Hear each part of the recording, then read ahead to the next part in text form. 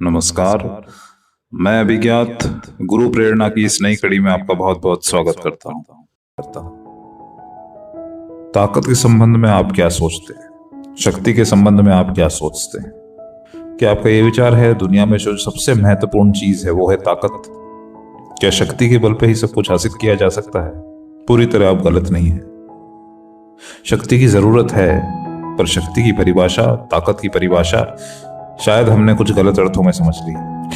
शक्ति की अपनी सीमाएं होती हैं, जिन सीमाओं को हम जानते नहीं। शक्ति कई तरीके की है। शारीरिक शक्ति हो सकती है, मानसिक शक्ति हो सकती है, विचारों की शक्ति हो सकती है, शब्दों की शक्ति हो सकती है, आध्यात्मिक शक्ति हो सकती है, ज्ञान की शक्ति हो सकती है, दान की शक्ति हो सकती है, परोपकार की शक्ति हो सकती है, पुण्य की शक्ति हो सकती है, और सबसे बड़ी शक्ति प्रेम की शक्ति हो सकती है। सभी शक्तियां अपने आप में परिपूर्ण हैं, पर सभी की अपनी अपनी सीमाएं हैं। पर सबसे ज्यादा जिस शक्ति के बारे में लोग जानते हैं या जिसे मानते हैं, वो शक्ति है शारीरिक बल की शक्ति, आपकी भुजाओं की शक्ति।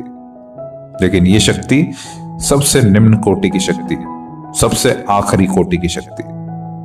लेकिन यूं समझिए, इस शक्ति के बल पे ही लोगों ने दुनिया पे राज किया है। तो समझिए, इतनी छोटी सी शक्ति पे दुनिया में राज किया है, तो इससे बड़ी शक्ति अगर किसी के पास हो तो फिर वो क्या क्या कर सकता है। शक्ति के संबंध में सिकंदर की एक कहानी याद आती है कि जब वो पूरे विश्व को जीतने निकला और भारत में आया, भारत को जीतने के लिए, तो एक जंगल से गुजर रहा था। उस जंगल में एक साधु महात्मा बड़े ही लंबे समय से निवास कर रहे थे और दूर दूर तक उनकी ख्याति थी, उनका नाम था।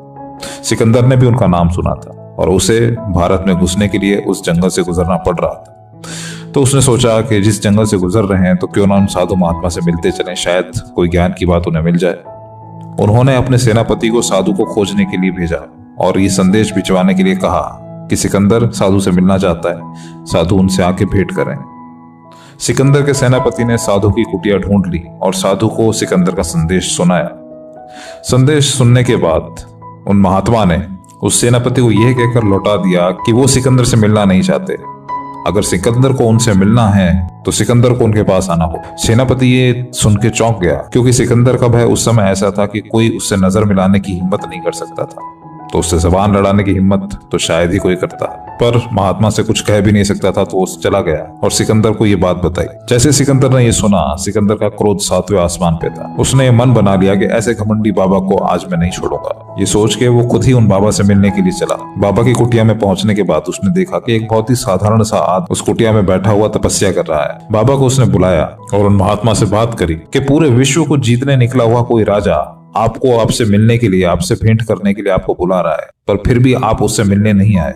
आप में ऐसी क्या शक्ति है जिसके बल पे आप ऐसे राजा को भी नकार सकते या उसका ऐसा तिरस्कार कर सकते? ये सुन के महात्मा जी ने कहा कि सिकंदर, तुम पूरे विश्व को जीतने तो निकले हो, पर तुम्हें ये पता नहीं है कि तुम्हारा असली प्रयोजन क्या है। आखिर तुम उसको जीत के करना क्या चाहते? सिकंदर का जवाब था कि पूरे विश्व को जीत के मैं उसका एक छत्र राजा बनूंगा। महात्मा जी ने कहा, अगर तुम्हारे ये विचार है तो वो ये बात भी ठीक है, लेकिन राजा बनने के बाद तुम क्या करोगे? सिकंदर का जवाब था, राजा बनने के बाद पूरे विश्व में एक छत्र होके राजा बन के राज करो। महात्मा जी का सवाल फिर था, राजा बन भी जाओगे, राज कर भी लोगे, उसके बाद क्या करोगे? सिकंदर कुछ सकपकाया, कुछ उसने सोचा, कोई जवाब सूझ नहीं रहा था। तो उसने कहा कि पूरे विश्व का राजा बनने के बाद सुखपूर्वक आराम के साथ अपनी जिंदगी बिताऊंगा। ये सुनते ही महात्मा जी हंसने लगे। महात्मा जी कहने लगे, पूरे विश्व को जीतने तुम निकले हो और तुम्हारा आखिरी उद्देश्य सिर्फ आराम करना है, तो मेरी कुटिया क्या बुरी है? इतना खून बहाने की क्या जरूरत? आओ यहाँ ठहरो और आराम करो। जब तुम्हारा आखिरी उद्देश्य ही आराम करना है तो फिर इतना खून खराबा ही क्यों? किसी राज्य को जीतना क्यों?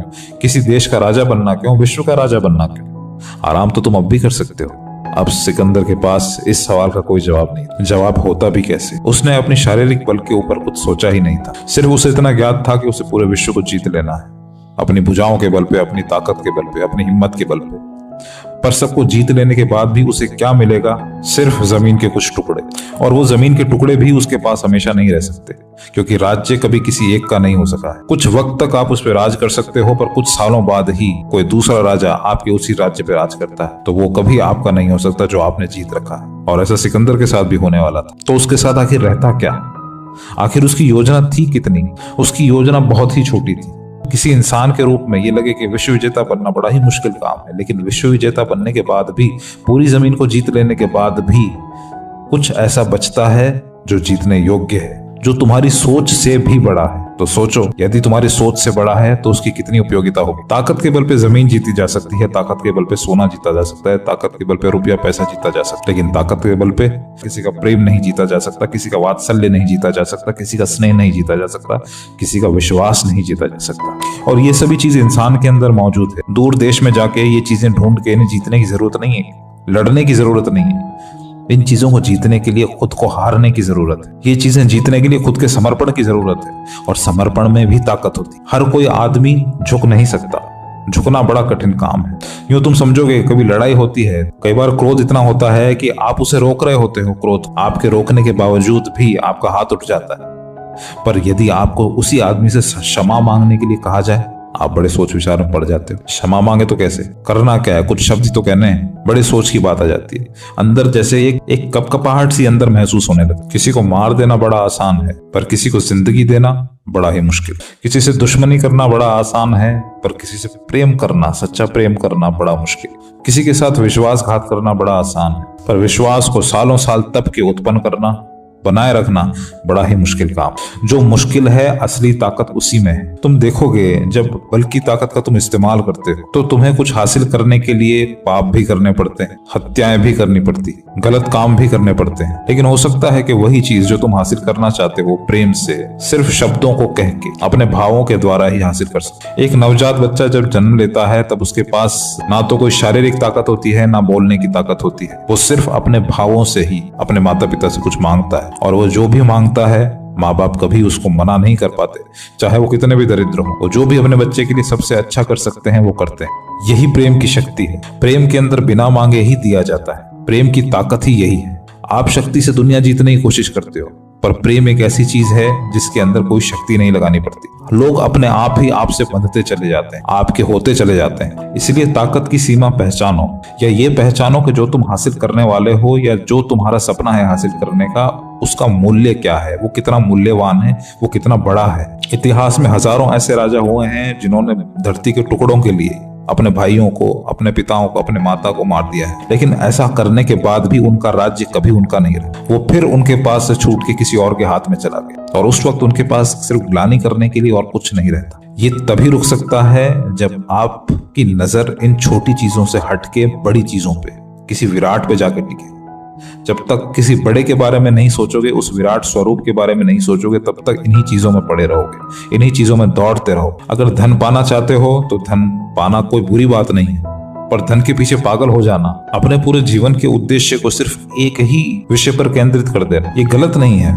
पर जरा ये सोचो कि ये विषय क्या सार्थक है, क्या वाकई मूल्यवान है, क्या इस लायक है कि पूरी जिंदगी सिर्फ इसके लिए बिताई जा सके, उस धन के लिए जो तुम्हारे मरने के बाद भी साथ नहीं जाएगा। ये जरा सोचने की बात है कि तुम उसे कितना समझ पाते हो, कितना सोच पाते हो। यदि विराट के अस्तित्व के बारे में सोचने की कोशिश करोगे तो प्रेम का अस्तित्व, प्रेम की शक्ति तुम्हें सबसे बड़ी शक्ति दिखाई देगी, और इसलिए तुम्हें प्रेम हर जगह दिखाई भी देगा। युद्ध होता है, एक वक्त के लिए होता है, एक काल के लिए होता है, कुछ समय के लिए होता है, पर शांति का जो समय है वो बड़ा लंबा होता है। इसी से तुम पहचान सकते हो कि दुनिया में जरूरत किसकी ज्यादा है। अगर इतना तुम समझ लोगे तो शक्ति के रूपों को, ताकत के अर्थों को पहचान पाओ। और यदि आज भी तुम सिर्फ शारीरिक शक्ति को ही दुनिया का सबसे मूल्यवान रहस्य, दुनिया की सबसे मूल्यवान वस्तु मानोगे, तो अभी भी तुम छलावे में हो। ये मेरे विचार हैं। हो सकता है कि आपके विचार मुझसे भिन्न हो, तो कमेंट बॉक्स में लिख के आप मुझे दर्शा सकते हैं। यदि ये वीडियो पसंद आए तो लाइक कर सकते हैं, और यदि उपयोगी लगे तो अपने मित्रों के साथ इसे शेयर कर सकते हैं, और चैनल को सब्सक्राइब कर सकते हैं। मुझे इतना आदर और प्रेम पूर्वक सुनने के लिए आपका बहुत बहुत धन्यवाद।